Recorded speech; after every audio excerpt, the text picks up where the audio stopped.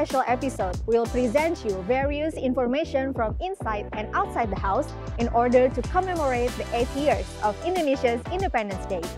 So, let's see our headline for today.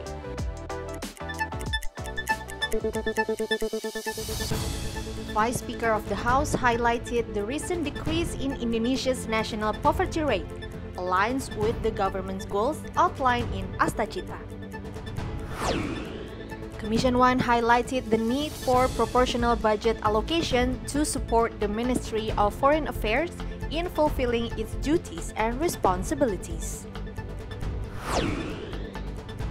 The education sector continues underperforming as the 20% budget mandated by the Constitution has not been fully utilized. Free health checks and nutritious meals are key strategic program outlined in the Astacita framework to realize the vision of Golden Indonesia 2045. Every August 17th, Indonesians across the country join in festive celebrations to honor their independence, featuring lively parades, cultural games, and meaningful ceremonies. Based on data from Statistics Indonesia, the poverty rate has declined to its lowest level in 20 years. The Vice Speaker of the House appreciates this achievement and considers it as aligned with the government's efforts to improve public welfare. Statistics Indonesia has released its latest report on the national poverty rate. In response, Vice Speakers of Politics and Security Sufmi Dasko Ahmad said the House will invite the agency to explain the data directly to the relevant commissions. This will help lawmakers understand the report's implications. In addition, he reaffirmed the House's commitment to support and oversee every government policy, particularly those focused on reducing poverty and extreme poverty in Indonesia. Ya, nanti kita tadi juga saya sepintas sudah baca. Nanti kita akan coba minta kepada BPS untuk lebih menjelaskan kepada kami dan komisi terkait agar kita bisa lebih memahami substansi dari yang disampaikan kepada media hari ini. Dan memang tujuan dari pemerintahan yang belum lama ini adalah antara lain dalam aspek kita adalah menurunkan tingkat kemiskinan, dan upaya-upaya itu terus dilakukan oleh pemerintahan pada saat sekarang, dan tentunya DPR mendukung itu, dan kita akan kaji secara komprehensif masukan dari BPS tadi. As of March 2025, the data reveals a decline in the numbers of Indonesians living in poverty compared to the previous period in September 2024. This decline indicates an improvement in poverty levels over the past 6 months. Zikri Endanos tvrparlemen report. In 2024, the Ministry of Foreign Affairs achieved a budget performance realization of 99%. Despite this strong financial performance, Commission 1 urged the ministry to adopt more strategic diplomatic efforts to strengthen national defense across all sectors. Member of Commission 1 of the House Syamsul Rizal appreciated the 2024 state budget implementation of the Ministry of Foreign Affairs, highlighting the ministry has met all planned targets without any issues. However, he demands the ministry to strengthen more strategic programs in its 2026 work plan and budget. Furthermore, Syamsul urged maximizing the use of local natural resource products and promoting them in global markets through diplomatic agreements. This strategy aims to attract more international cooperation and support national economic growth targets. Langkah yang mesti diikuti oleh kebijakan-kebijakan strategis yang lainnya, terutama juga Kementerian Luar Negeri. Kementerian Luar Negeri ini mesti sudah keluar dari pakem sekarang ini yang bukan hanya sekadar diplomasi politik dan kedaulatan, tetapi juga mesti berdiplomasi untuk mengangkat kedaulatan bangsa Indonesia itu juga berdasarkan basic resources-nya kita. Dalam hal ini pangan misalnya. Sehingga ke depannya ini Kementerian Luar Negeri mesti memprogramkan bagaimana untuk membuka pasar-pasar tradisional dan juga pasar-pasar non-tradisional. Bagaimana barang-barang Indonesia juga dalam posisi politik luar negeri non-blok ini bebas aktif ini juga bisa berkontribusi untuk kemajuan bangsa Indonesia, terutama dalam konteks pertumbuhan ekonomi. Karena banyak sekali basic resources-nya kita itu yang terhambat masuk di Amerika, terhambat masuk di beberapa negara Eropa. In addition, Syamsul Rizal mentioned diplomacy is a key in strengthening Indonesia's position in the global trade balance, especially when dealing with the United States' reciprocal tariffs. With strategic diplomacy, Indonesia can expand cooperation with U.S. partner countries. Ferdian and Rian, TVR Parlemen report. In a working meeting with the Minister of Finance, Commission 11 expressed concerns about the budget allocation for official training schools. The allocation is too high and unfair compared to the funding provided for the formal education sectors. Member of Commission 11 of the House, Melkias Markus Mekeng, criticized the budget allocation for civil service education institutions. This budget is larger than the funds allocated for formal educations covering primary through higher education levels. Furthermore, Markus Mekeng stated budget allocated for education sector, which is 20% of the total state and regional budgets, should not be used to fund civil service education. This condition needs to be reviewed to ensure education funding becomes more proportional. This would better address the high number of out-of-school children and guarantee equal access to education in underdeveloped, frontier, and remote regions. MK sudah jelas, di peraturan pemerintah juga sudah jelas. Jadi 20% itu harus diberikan kepada pendidikan, dan itu murni untuk pendidikan dasar, menengah, dan tinggi. Tidak termasuk anggaran untuk pendidikan kedinasan. Anggaran kedinasan itu harus dialokasikan di masing-masing kementerian atau lembaga.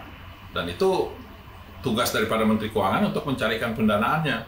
Dan tidak mengambil anggaran 20% daripada pendidikan. Saya berharap pemerintah tidak melanggar konstitusi yang sudah kita buat. 20% itu harus diberikan kepada pendidikan dasar, menengah, dan tinggi. Yang jumlahnya sekitar 64 juta. Nah, ini yang kita harus berikan karena kita kan membebaskan sekolah sampai 9 tahun. Education budget allocations continue to increase every year. However, not all Indonesians benefit equally. To achieve the Golden Indonesia 2045, the government must prioritize formal education instead of official training programs. With Indonesia currently experiencing a demographic bonus, education must provide opportunities for all to support the nation's future growth. Andri, TVR Parlemen reports. After the break, we bring you more updates on the free health check-up program, only on House News.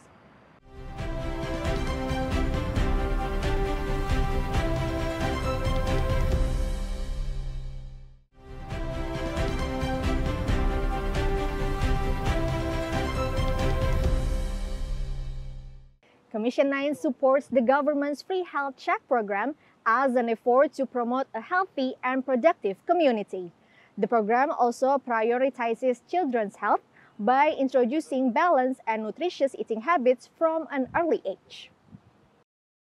Member of Commission 9 of the House, Selika Nurahadiana, explained the health sector is a foundation for creating a robust generation.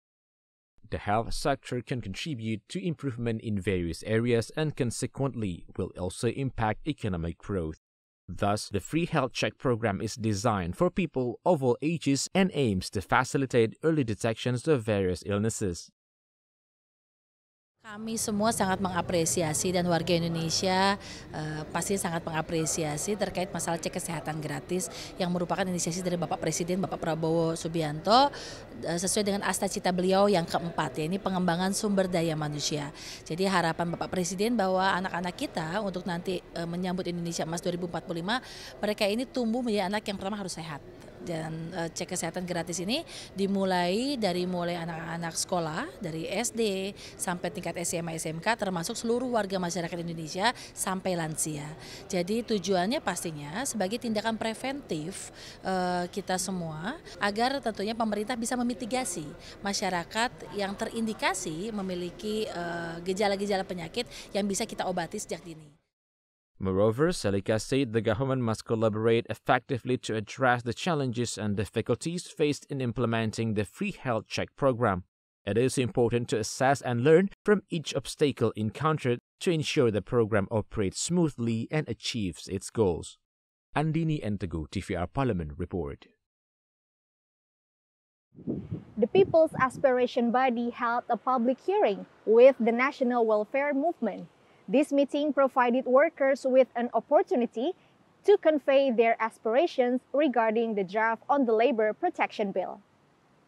Member of People's Aspiration Body Haris Turino stated the National Welfare Movement, or Gekanas, has delivered substantive input. The proposals are valuable contributions that can be incorporated into the drafting of the new labor law. Ini masukan yang luar biasa sekali sebagai RUU tandingan, ya. RUU tandingan di dalam nanti penyusunan di undang-undang ini. Tetapi tadi juga saya katakan kepada teman-teman di Gekanas bahwa kalau ini kemudian semua pasalnya dipenuhi, maka para pekerja akan mendapatkan perlindungan yang luar biasa maksimal lah. Tapi tentu dari pihak pengusaha juga akan mengeluarkan RUU tandingan kan, sehingga pada hakikatnya ya akhirnya adalah muncul satu kompromi. Likewise, member of People's Aspiration Body Slamet Aryadi also supports Gekanas' aspirations. He says their efforts reflect the hopes of many workers who want better protections and improved welfare. Karena kami meyakini Gekanas datang ke BAM ini bukan seolah-olah persoalan pribadi, keluarga, tetapi yang menjadi prioritas bagi mereka adalah tentang kesejahteraan masyarakat secara menyeluruh, khususnya kepada para tenaga kerja yang patut kita lindungi, mereka yang patut kita perjuangkan dalam rangka untuk mendapatkan kesejahteraan. Handoko, TVR Parlemen report. The Merah Putih Cooperative has become a strategic partner for village-owned enterprises. This collaboration has potential to improve the welfare of village communities by strengthening the local economy at the village level. Member of Commission 5 of the House Bakri Village-Owned Enterprises or BUMDES and the Merah Putih Cooperative can contribute in boosting the village economy through program and institutional collaboration. BUMDES, established and managed by village communities, aims to optimize the management of village assets and improve the local welfare. Meanwhile, the Merah Putih Cooperative, which is initiated by the government, aims to accelerate the economic development of village and urban communities with a business and profit-oriented approach. Memperjelas kepada Kementerian Desa terkait dengan Koperasi Merah Putih. Ya, sejauh mana tanggung jawabnya. Tapi yang jelas bahwa Koperasi Merah Putih ini virusnya memang bisnis ya. Bisnis dalam rangka memperkuat, membuat melihat perputaran ekonomi, perputaran uang ya. Di desa itu, sehingga betul-betul desa itu bisa mendapatkan kebutuhan-kebutuhan yang langsung, tidak lagi melalui rentenir, tidak lagi melalui pihak kedua, pihak ketiga, tapi langsung. Dan Koperasi Merah Putih ini akan menjadi agen perpanjangan tangan pemerintah pusat, termasuk juga perpanjangan tangan daripada beberapa perusahaan-perusahaan yang betul-betul dibutuhkan di desa. Furthermore, Bakri hopes the collaboration between BUMDES and the Merah Putih Cooperative will create a healthy, inclusive village economic ecosystem with a long-term growth orientations. He believes the cooperative will be a major contributor to the village economy and also a main pillar in strengthening the identity and independence of village communities. Fajar Endomi, TVR Parlemen report. We have more interesting stories on Indonesia Independence Day when we return. So stay tuned to House News.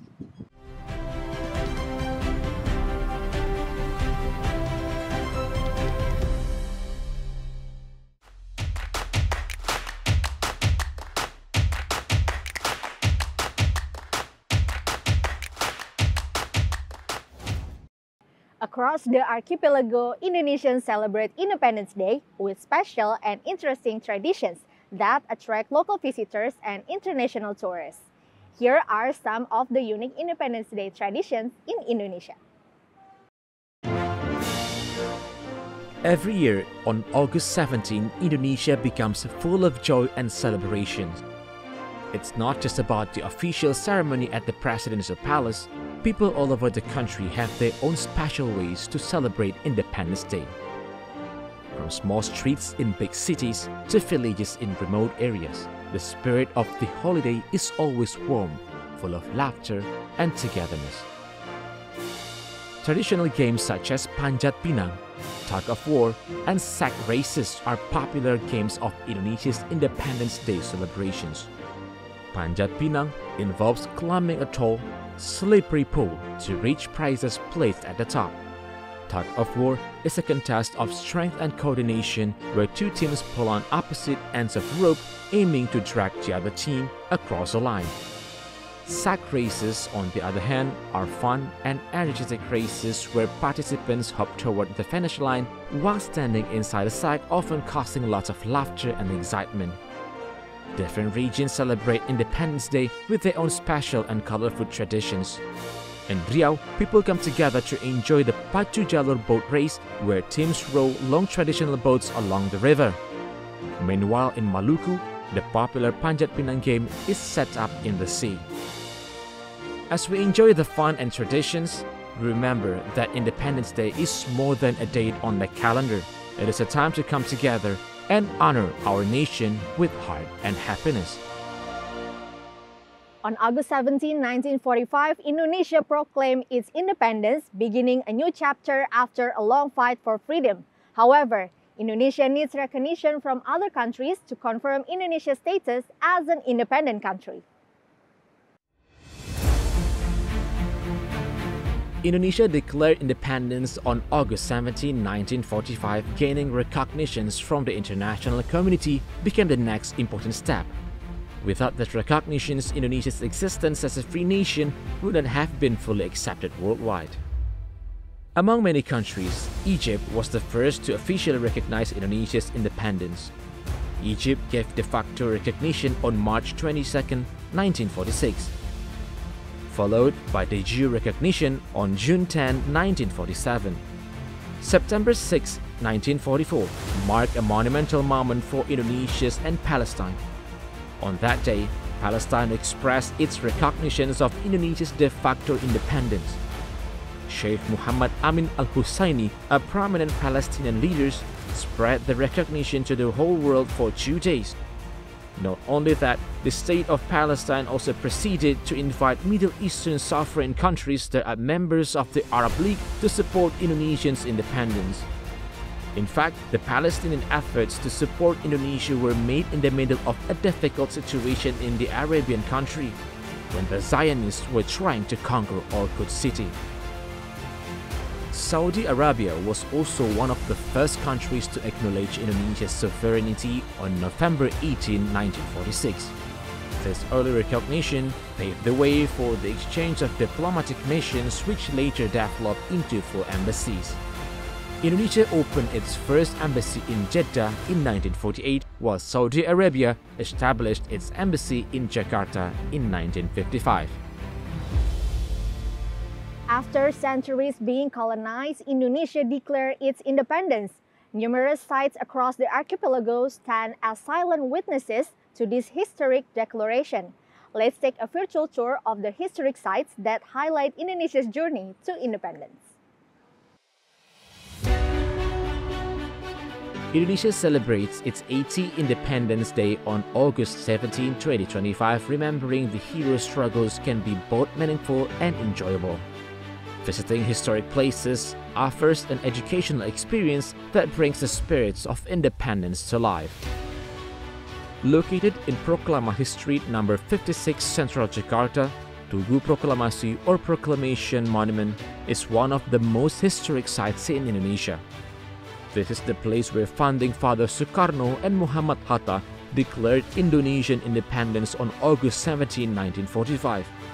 Now, on the exact spot where Sukarno and Hatta read the proclamation text, replica statues stand, complete with the proclamation text engraved on black marble with 17 pillars behind them symbolizing the date of the Independence Day. Rengas Dengklok is a sub-district located in Karawang Regency, West Java. On August 16, 1945, two key figures of the independence movement, Sukarno and Hatta, were brought to Rengas Dengklok by young revolutionaries. The so-called kidnapping the proclaimers was actually an effort to protect Sukarno and Hatta from Japanese influence, as Japan had just been defeated by the Allied forces. This house still stands today and is meaningful historic destinations. The Majapahit Hotel in Surabaya, formerly known as Hotel Yamato, was the iconic site of a heroic event after independence. On September 19, 1945, young people from Surabaya tore the blue part of the Dutch flag raised on the hotel, leaving only the red and white colors of Indonesia. This action led to the Battle of November 10, 1945, which is now commemorated as Heroes' Day. And it wraps House News for today. Thank you for watching and bye-bye. The government's free health aligns with the government's goal. Indonesia proclaimed its independence. Ah!